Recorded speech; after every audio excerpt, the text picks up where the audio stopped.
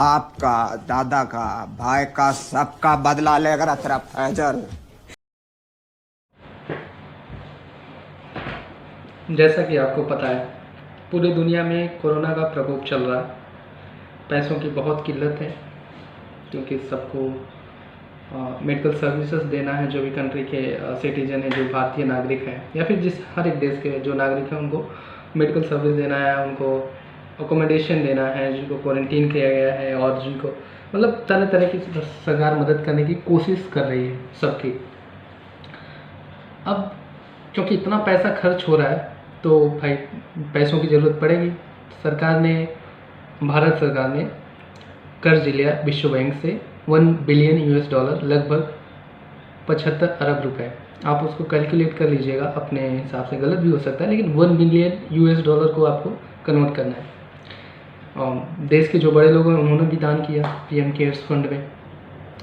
फिर भी पैसों में कमी पड़ी हुई है, क्योंकि देश की आबादी इतनी है, या फिर कोई और रीज़न है, वो पता नहीं। क्योंकि देश के नेता भी हमारे ऐसे ही हैं ना, सब लोग नहीं लेकिन बहुत ज़्यादा लोग, कि पैसा कितना भी हो कम पड़ ही जाता है।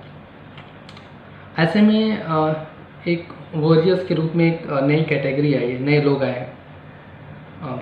कोरोना वॉरियर्स एक कैटेगरी है, जिनमें लोग जो कोरोना के लिए लड़ रहे हैं, उनको उसमें डाला गया है कोरोना वॉरियर्स।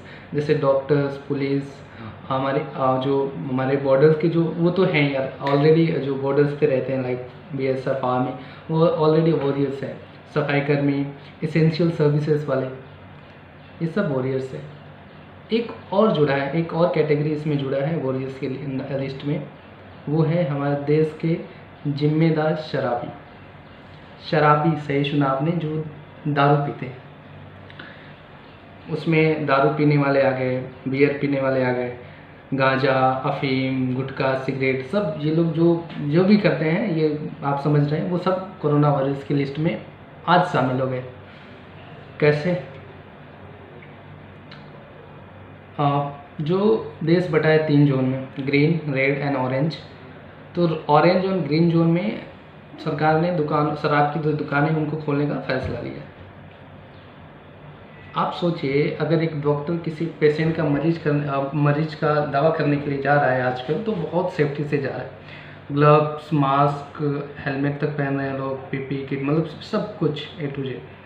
लेकिन ये जो हमारे देश के जिम्मेदार शराबी हैं, इन्होंने अपने जान की परवाह किए बगैर शराब की दुकानों में चले गए, टूट पड़े। भाई शराब दो, तुम पैसे लो, शराब दो, हम इन पैसों से देश को आगे बढ़ाना चाहते हैं।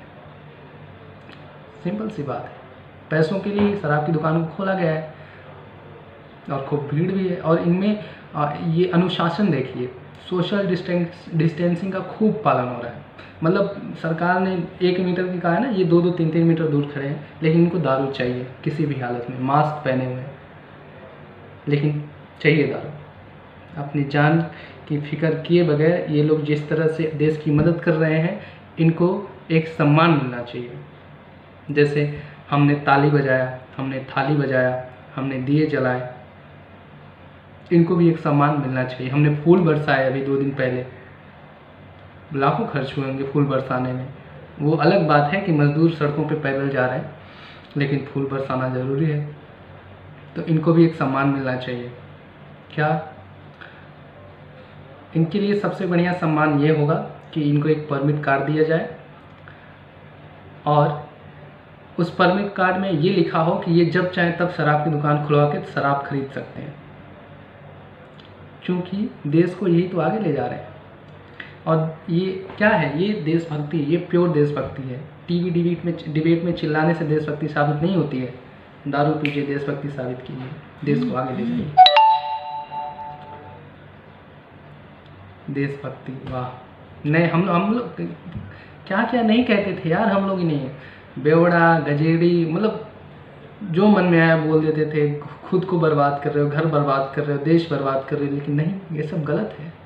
ये लोग देश को आगे ले जा रहे हैं भाइयों, बहुत बढ़िया तरीके से।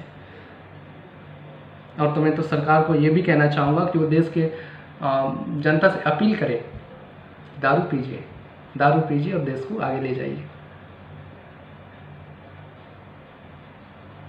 आज उन्हें भी गर्व होता होगा अपने आप पे कि हाँ, हमने दारू भी कुछ गलत नहीं किया है। बावजूद इसके बहरहाल मैं कहना चाहूँगा, ये एक मजाकिया वीडियो है बस। वो आपको हंसी नहीं आई वो अलग बात है, लेकिन शराब पीना स्वास्थ्य के लिए हानिकारक है, देश के लिए नहीं। देश के लिए अगर चाहते हैं तो आप शराब पी सकते हैं, लेकिन अपने स्वास्थ्य के लिए चाहें तो शराब ना पिएं। धन्यवाद।